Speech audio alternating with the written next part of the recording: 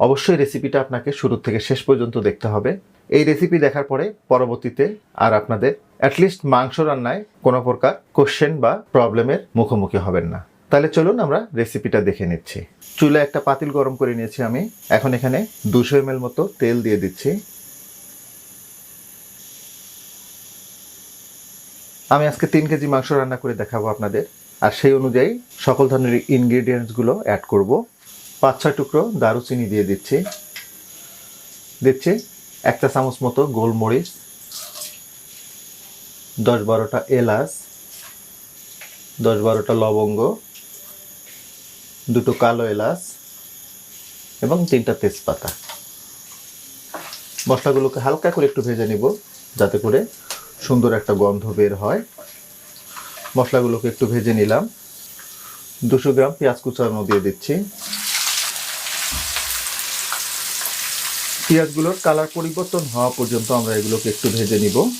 পেঁয়াজগুলোর colour পরিবর্তন হওয়া পর্যন্ত আমি এগুলোকে একটু ভেজে নিলাম। দেখুন, এখন এখানে 3 টেবিল চামচ আদা বাটা দিয়ে দিচ্ছি। 3 টেবিল চামচ রসুন বাটা। আদা এবং রসুন বাটাটাকে ভেজে নিতে হবে একটু, যাতে করে এর থেকে কাঁচা গন্ধটা চলে যায়। আদা ও রসুন বাটাটাকে একটু ভেজে নিলাম। হলুদ গুঁড়ো দিয়ে দিচ্ছি। আমি 2 টেবিল চামচ মতো হলুদের গুঁড়ো দিয়ে দিলাম। দিচ্ছি শুকনো মরিচ। আমি 3 টেবিল চামচ শুকনো মরিচ দিয়ে দিলাম। আপনারা আপনাদের স্বাদ মতো এটাকে অ্যাডজাস্ট করে নেবেন।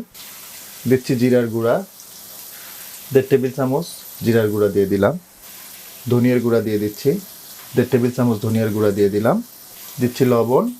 লবণটা আপনারা আপনাদের স্বাদ মতো অ্যাডজাস্ট করে নেবেন। আমি 3 টেবিল। এই পর্যায়ে অর্ধেকটা জয়ফল এবং অর্ধেকটা জয়ত্রী দিয়ে দিচ্ছি।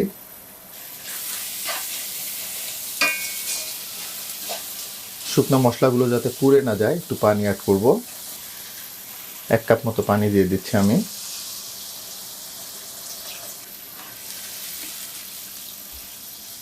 মশলাগুলোকে খুব ভালোভাবে কষিয়ে নিতে হবে।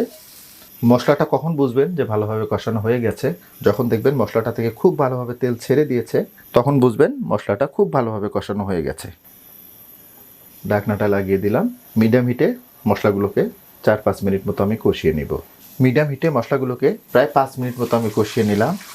দেখুন, যেমনটা বলতেছিলাম আপনাদের, মশলাটা ভালোভাবে কষানো হয়ে গেলে সুন্দরভাবে তেলটা ছেড়ে দেবে। তো আমি এখন মাংসগুলো অ্যাড করব। আমি রেসিপিটা বিফ দিয়ে করতেছি। আপনারা চাইলে এটা মাটন, ভেড়া কিংবা উটের মাংস দিয়েও করতে পারবেন। প্রসেসটা একই। মশলাটাকে খুব ভালোভাবে মিশিয়ে দিতে হবে। এই নিয়মে কোরবানির মাংস রান্না করতে পারবেন। যেহেতু কোরবানির মাংস আমরা বেশি পরিমাণে রান্না করি, এজন্য মশলাগুলো বেটে নেওয়া অনেক কষ্টসাধ্য। এরকম আস্ত মশলা দিয়েই রান্নাটা করতে পারবেন। ঢাকনাটা লাগিয়ে দিচ্ছি। হাই হিটে মাংসটাকে 10 থেকে 15 মিনিট রান্না করে নিব। হাই হিটে মাংসটাকে 15 মিনিট আমি জ্বালিয়ে নিলাম। দেখুন, মাংসটা থেকে কিন্তু প্রচুর পানি ছেড়ে দিয়েছে।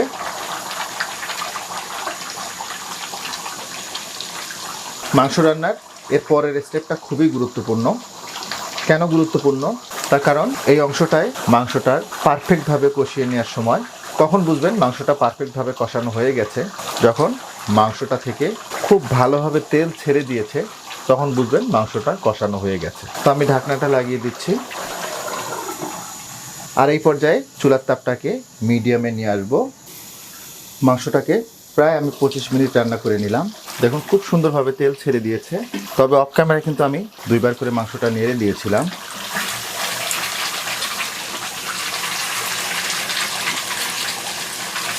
আমি মাংস রান্নার ধাপে ধাপে কিন্তু আপনাদের দেখিয়ে দিচ্ছি কোন সময় কীরকম তাপমাত্রা রাখবেন।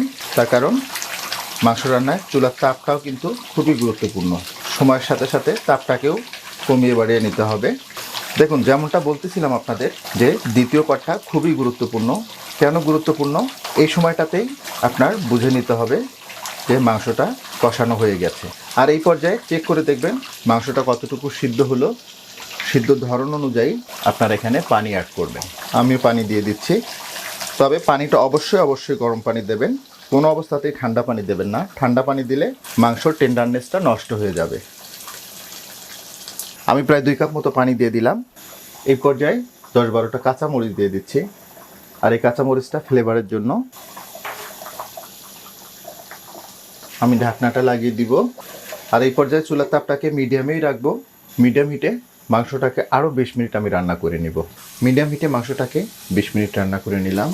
দেখুন কত সুন্দর একটা কালার চলে আসছে।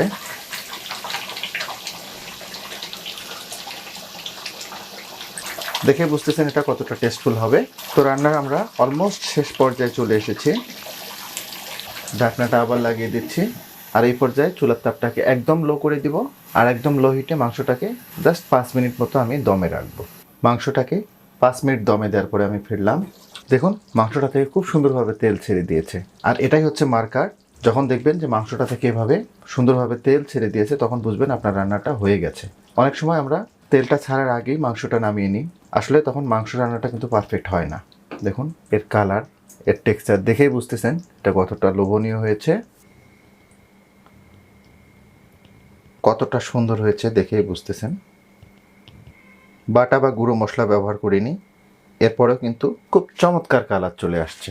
আপনারা নিজেরাই দেখলেন কতটা সহজ উপকরণে এবং সহজ নিয়মে আমি এই মাংস রান্নাটা করে দেখালাম আপনাদের। নিশ্চয়ই খেয়াল করেছেন আমি কিন্তু প্রথমে মাংসটা 15 মিনিট রান্না করে নিয়েছি, দেন 25 মিনিট, দেন 20 মিনিট, টোটাল 1 ঘন্টা এবং 5 মিনিট আমরা দমে রেখেছিলাম। টোটাল রান্নাটা আমাদের লেগে গেল 1 ঘন্টা 5 মিনিট।